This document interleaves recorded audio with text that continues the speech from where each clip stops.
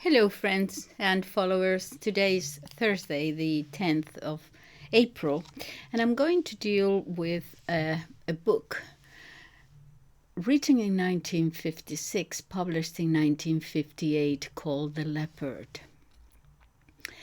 I had read it a long time ago, and I decided to read it again, looked for it in my little library here, didn't find it, so I ordered it, and I believe it's coming today.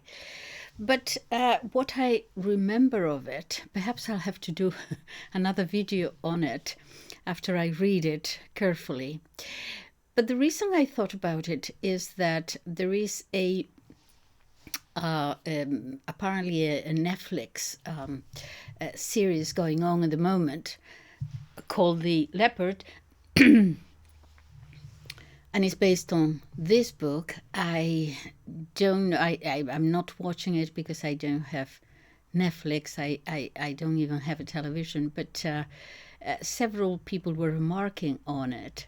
And I remember that, yes, there was the book published in 1958, 2 years after the author. The author is Giuseppi Tomasi Di Lampedusa. 2 years after his death, he never actually saw any of his writings published, as normally happens. And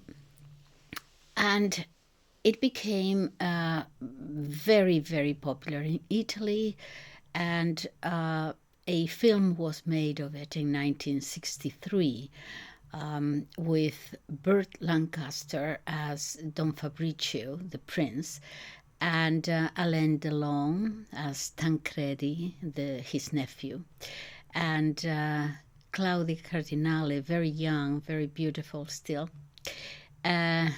Still. And now apparently there is a Netflix series going on, which I heard was also very good. I have no way of watching it or talking about it. But when I heard that this series was going on, I remembered a little bit the book, what it was about.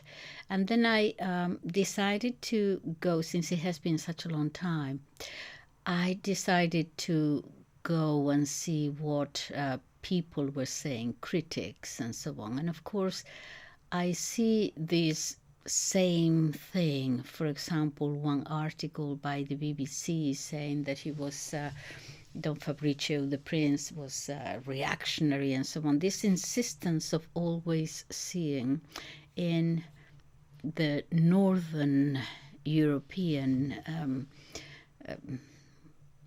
place, the northern European mentality, and American also, to see this also always as a sort of seeing it in Marxist contexts of exploitation, and obviously you're a member of the aristocracy and therefore you are a reactionary. I thought it was very, very shallow, the 2 or 3 articles I read, and before I start rereading the book, I just wanted to say what I remember it was about. It was about a world that was obviously dying and a new one beginning. Lampedusa is he's a man of the 20th century. He was born late in the 19th, but lived the First World War, the Second World War. He died in 1956, as I said. And he he's putting the action in the previous generation, in the 1850s and 60s, his father's grandfather's generation, when the revolution, the Garibaldi revolution, trying to, as we normally hear, the unification of Italy, to bring Italy together under one sole kingdom, as it were. So it's happening in Sicily, but really it's about Europe. If you see Sicily here in the book as an example, the visible example of what is happening in Europe. There is a prince, a representative of the old aristocracy. The period of decadence and revolution that is coming on, and which is very similar to what we are experiencing today in different ways, but very similar.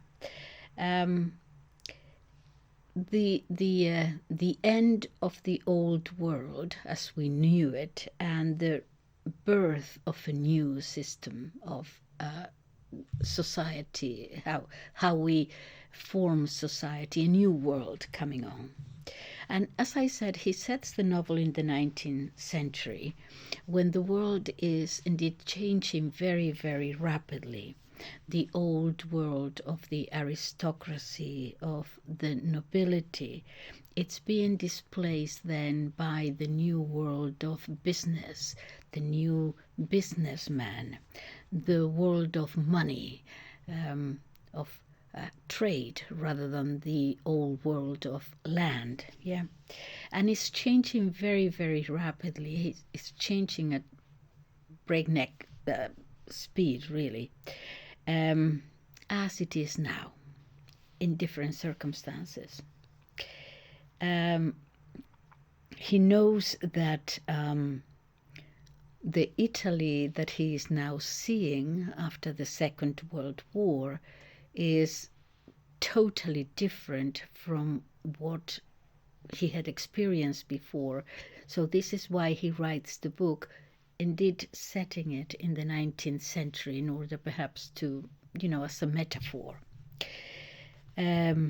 So the novel tells us about this situation in which the prince Fabrizio finds himself in this, and his generation also, find themselves in this old world, right when the Garibaldi revolution for the unification of all the kingdoms of Italy. And this revolution is obviously, as all revolutions, turning the world upside down. It's a revolution historically, certainly inspired by Freemasons, as they normally are in Southern Europe and in Latin America. But it will lead to the overthrow and the disappearance, in this particular case, of the Papal States, for example, that the famous Vatican question thing that would be resolved basically with the Treaty of Letrán in 1929, signed by Mussolini actually. But anyway, in the 19th century, so that takes place in the 19th century, but the situation in 1958 or 1956, when he's writing the book, obviously after the Second World War, obviously Italy had been destroyed, devastated, yeah. The monarchy, of course, no longer existed. The country had changed regimes and alliances and directions all over the place, but still, at that moment, the facade of the new liberal regime was there, where power was shared between the Christian Democrats and at that time the Communist Party. Lots of changes there, but nevertheless, there was still maintained a social structure that was still inherited from the previous order, the monarchy, which of course would stumble about all over the place in the 19th century and would disappear completely in the 20th century. So it portrays the decline of a traditional society and the feudal aristocracy, really, at the time, to a large extent, and this world is embodied by this Prince Fabrizio, played by Burt Lancaster. you have the red shirts, the Garibaldi revolutionaries, and you have Tancredi, his nephew, his sister's son, each representing two different ways of defending the order of society. Fabrizio represents, as I said, the old world, and Tancredi, on the other hand, is aware, he's the new man, he is aware, let me put it this way, he is aware that in times of change, one must change with the times. If you want to get ahead, in other words, he represents the other side. I don't think he is a traitor to his class, to the nobility and the aristocracy. I think he nevertheless, much younger, realizes that if you want to keep your privileges in some sort of way, okay, you have to adapt to the new conditions and become one of them. It is necessary to adapt. Yes, even if it is for the worse, it doesn't matter. You need to adapt to have any possibility of getting ahead in the new world. And so that famous phrase in the Leopard, which says, sometimes everything must be changed so that nothing actually changes. Everything must be changed so that everything stays the same, something like that, so that nothing changes. He is referring to power.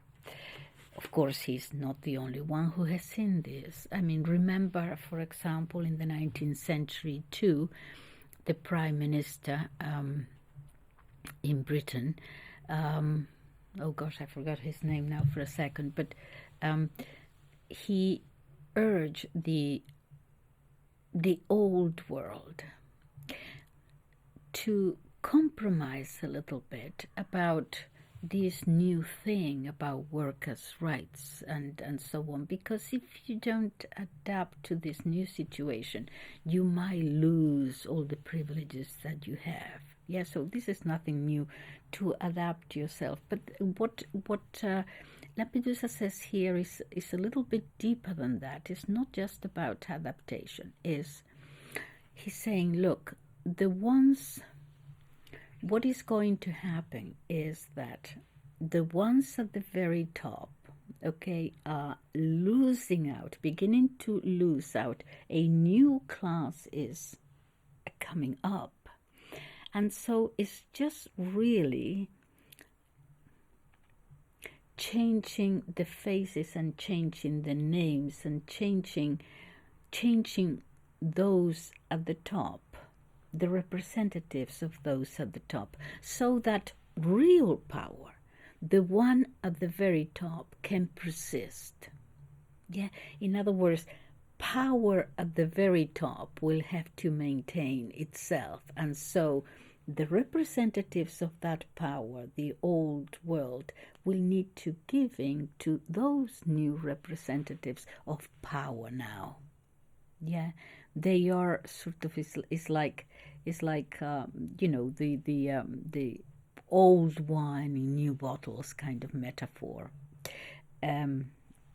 So those in power, the elites, sometimes have to change completely, sharp changes, yeah, revolutions and so on, so that the real ones in power can maintain their power. That is really what it is about, if I remember it correctly.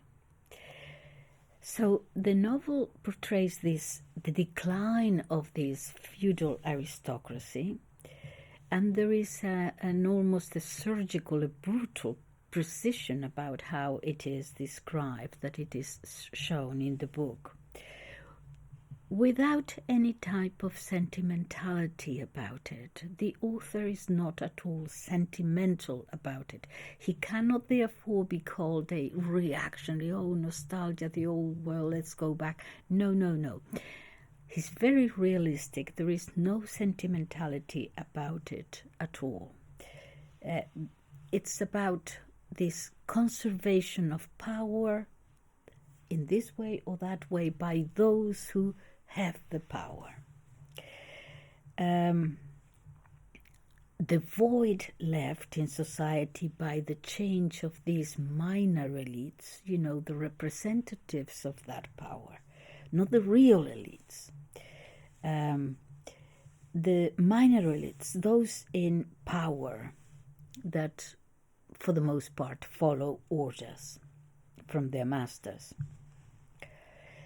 What is painfully clear, however, is that a true, real regeneration in the absence of sacred foundations is a historical impossibility. What do I mean by that?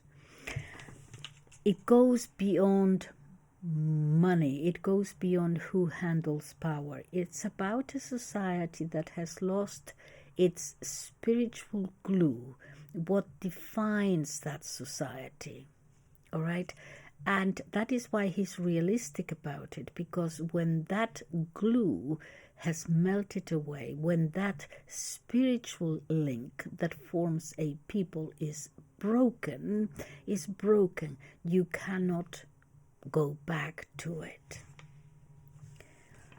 When the connection with the spiritual world, with that spiritual and moral foundation that keeps a society together, when that is broken, that which created the society at the very beginning, that is that spiritual connection. I don't want to call it cultural, you see, because I think it goes even beyond culture here. That spiritual link that is actually the origin of that society, that created a concrete way of life. When you break that spiritual connection, that way of life is going to die. That way of life is going to die when that spiritual connection has been broken. You can have partial solutions, you can have different tactics, you can have different people, taking power now and the others later, but it will not solve that problem of that spiritual connection being broken. And so it's not possible to bring that society back to life because the connection has been broken. What glued it together has been broken. The link has been broken. You cannot bring it back. So Sicily, I believe that this is what it is about. Sicily is used here. He is Italian, so he uses this 19th century, the two Sicilies thing, as a symbolic summary or synthesis of Europe. Europe, a land now of ancient greatness, yes, now in a stage of decadence that embodies with tragic clarity the Europe that has lost its center of spiritual gravity, as it were. The Leopard, this novel, is a mirror, a historical narration to be sure, but a mirror of this distorted modernity, because it's really what's happening in Europe. It's about what happens when power is turned into an empty shell. You took the heart out of the society and now you're left with this shell, with this carcass. When the old elites die, but are not substituted by different ones, meaning not a different kind of power, but the same power with different clothes. In other words, political change is used as an alibi for the continuity of that essential power that reigns. The ones at the very top, as I said, are the same.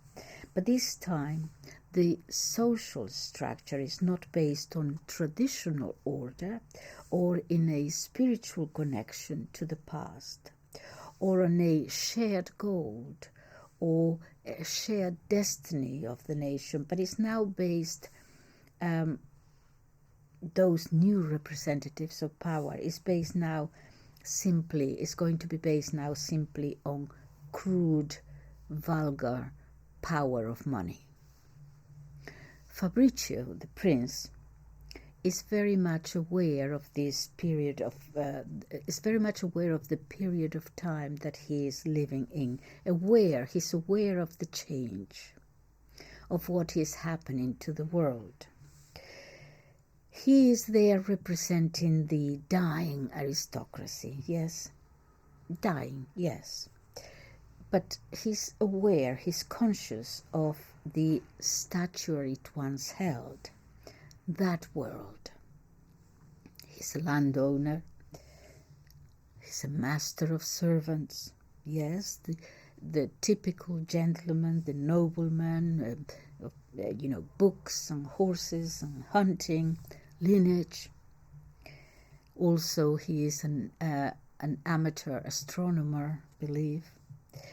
He does have a religious faith of sorts, the family prays the rosary, all that, but he's also, from time to time sort of visits these women, these places of easy virtue and so on, and he accepts that. He sort of yes, he might have to repent and go to confession, but these little peccadillos he takes for granted, those contradictions.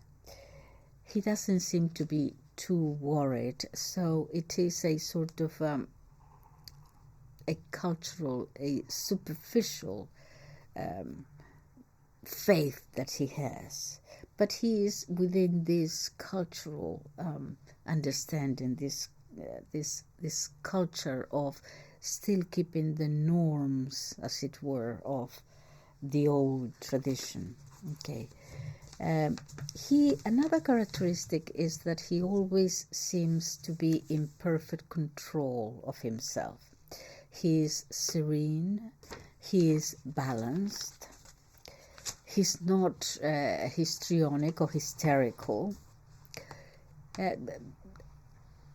Okay, so this is in Italy, but it may remind you very well in England, for example, of that change too that was taking place in every country of Europe.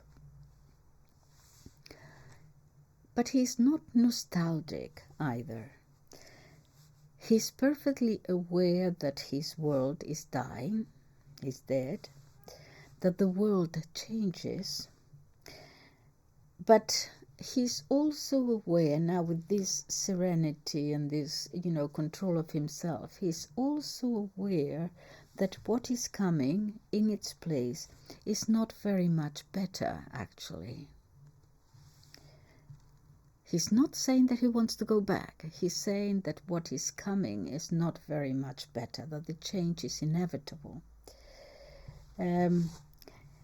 He also accepts realistically that what is dying, his world, was not necessary. That is why he's not a reactionary. That old world perhaps was not very much deserving of, to survive eternally. But it had lost already its meaning. It could not survive because it had lost its spiritual center. Its inner spiritual reason for being. And as I said, when you take the heart out of a culture, you're left with a shell. And what are you going to do with an empty shell? You have to fill it in with something. It has no life. The heart has been taken out, and he knows that of his own time. He accepts the tragic destiny of his class, but still with that dignity of, you could say one of the old heroes, Homer's heroes. He doesn't fight to preserve it. He doesn't fight to preserve what he has, if I remember. But he does not rebel. He does not rebel against the inevitable as he sees it. He accepts that change is inevitable. He is looking at it. He sees the change. He studies it. He measures it. He lives it. He witnesses the collapse of his world without any kind of illusions about it. And when Tancredi, his nephew, much younger man with ambitions, tells him to come over to his side, he's on the Garibaldi side, come over, not as treason, but it is the future, is the only way. Come over to this side to secure for yourself a place in the New World Order. He doesn't accept it. He actually ends up, more about this, he actually ends up calling him a pimp at the end. But Tancredi is the representative of most of our world today, most politicians of today. Okay, he knows that, in fact, the Prince Fabrizio knows that the same thing will continue. The power will continue. Those who are at the top, really at the top, will continue to be at the top, and those at the bottom, however much you are enticed and persuaded that this is in your favor, those at the bottom will remain at the bottom. He knows that. So the change, for all its revolutionary fervor and everything, the change is actually quite superficial. It's just changing hands a little bit. And the people that he sees around him, the peasants and everybody else, he knows that they are going to continue to be subjugated. They are, in the same predicament, really. But there is a difference here, because the new masters will no longer be so understanding, if we can put it that way, with the lower classes.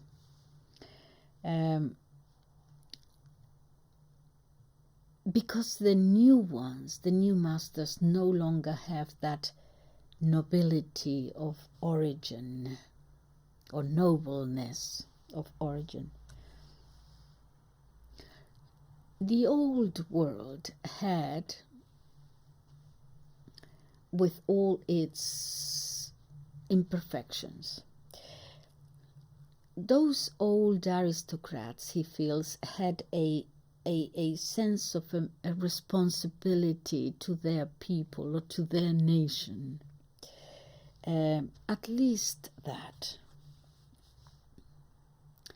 The new ones, he sees, are actually much more cruel, though not appearing to be so. They're certainly more cruel with the lower classes. They're certainly, he sees, more avaricious. they are certainly more greedy. They are certainly more ignoble, and perhaps even more lacking in virtue than they were, the old world, even though he's very much aware of their hypocrisy and so on. But it is not that in the old world they behaved in virtuous ways. He knows that. But at least he feels that there was a sort of form and manners. You say, but that's hypocrisy. Well, yeah, but you let that old woman get in front of you when she gets on the bus. That good manners, that was still there. That was still there, and that created a sort of a barrier to a lot of other things. Good manners, respect for the others, even if it's only apparent. And he sees that that is gone. The influence now is very much the individual, this aspect of the individual as opposed to the community comes later to Southern Europe because of the different religions. In Northern Europe it came already with the 16th century, and it progressed from there. It developed from there, should I say. It came much later, this individual me, much later to Southern Europe, to Catholic Europe. So he sees the revolution as a masquerade to transfer the center of power from the old nobility to the new business people, to the bourgeoisie. So the author does not idealize at all. He doesn't tell us that the dying world was an ideal world. That is not what he does. It had its defects and its virtues, but it did have good and bad. It had a certain nobility of character and nobleness, yes. I mean, a foundation, a background that the new world he sees no longer has. At least he thinks there was a symbolic order, a hierarchy for him. In which, the expressed in the civic education, in manners. That there was somehow a correlation there, a correspondence between substance and form. The form, good manners, in some way expressing the substance of it. What we are dealing with here is that there will be now a pact made in Europe between a decadent or dying, I should say, I don't want to put this in this context in a moral sense, a decaying aristocracy and a powerful and wealthy money class. And so there is this pact. I will give you my name, my titles, my surname, my lineage, and you put in the money. That money very often ignobly accumulated. And so the money people need to ennoble that money with a name and a lineage and a title and a surname. And so what you have now is a new kind of aristocrats. The Baron Rothschild. Yeah. The nephew Tancredi believes that if he's going to keep any of the privileges of the old aristocratic class, he has to join in with this new revolutionary process that is aiming to destroy his old class, but really all he does is to change those privileges, wants to retain the privileges, and so what he has to do is to change from being in that place to this new place, but keep them anyway. This is not the first time, of course, that happens in our time. It is not the first time that power pretends to transform itself in order not to disappear correctly. Disraeli was the British Prime Minister who also saw this about adapting the aristocracy, adapting a little bit, the Tories adapting a little bit to the New World.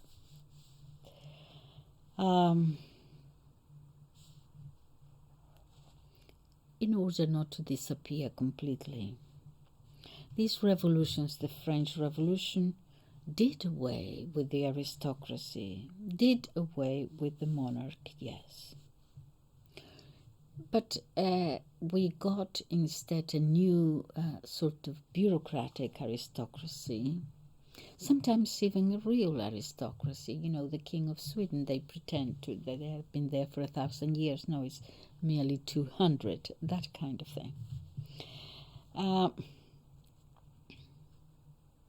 So Tancredi is not necessarily a traitor to his class.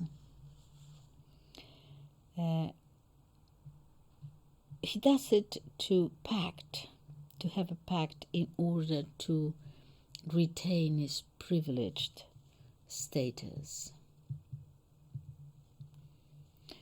If you can bring it from Sicily to England, for example, you can see the connection here as well. And so in the novel, Tancredi marries the daughter, beautiful daughter of the local mayor, I believe. They are practically illiterate. This is new money. Her grandfather had been a goat herd shepherd. And the mayor has made quite a little, her father has made quite a little bit of money. He's the new bourgeois, the new bourgeois, but he has actually gained it with a lot of dirty tricks, and corruption and so on. But he has become a millionaire. In fact, he may have as much money, if not more, as the old prince. So what you have here is that an illiterate bourgeois, but very beautiful, with lots of dough, marries a ruined aristocrat who really doesn't have very much at all. But what he does have is a name and a house in ruins, practically. So you put your money, I put my titles, and together, what do we have? Lots of ambition and lots of greed. Her money and the favors that she does to other men,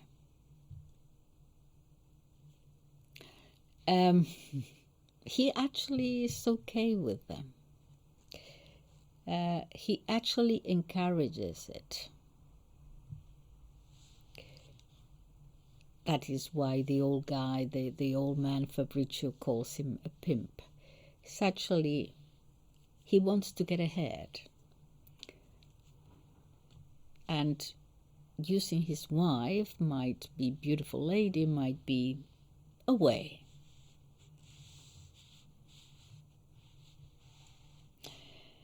Okay, so in a way, you could say that he symbolizes, the modern politician.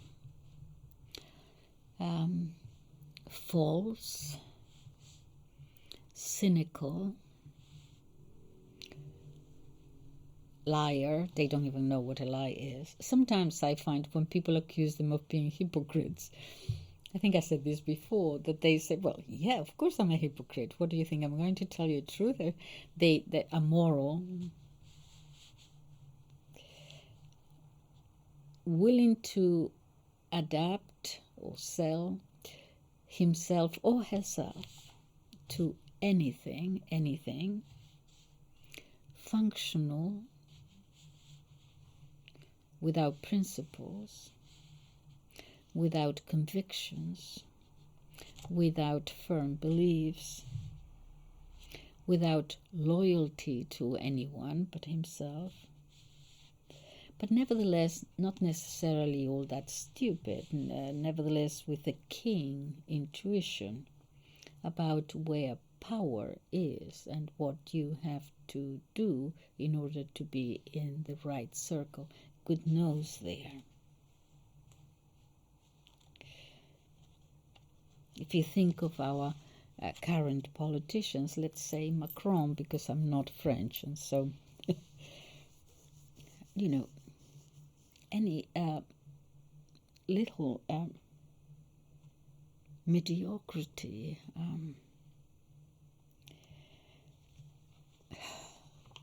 that we now have to endure. There is a lovely book. I think I was thinking about it, another book. Many authors have dealt with this problem, but there is another book, Bel Ami, by Guy de Maupassant, in France in the 19th century, about this kind of person, call it politician, call it businessman, the creeper, the crawler, the one who'll do anything to get to the very top. I'm going to do a video on that, because it's much easier to talk about a novel than it is to give names and to speak about the present. But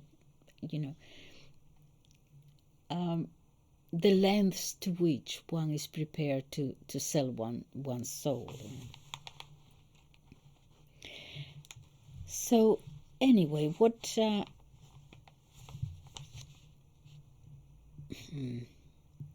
the difference is that in this new world created in the novel and now, there is no sense of transcendence.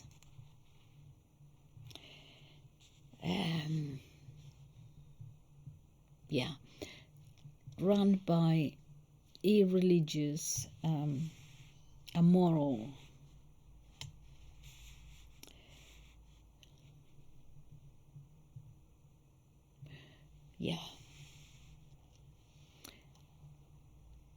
atheists,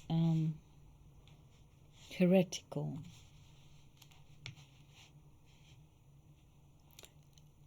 sometimes bribed, sometimes blackmailed, creating resentment within them, therefore self-hating, all the rest of it. But you see,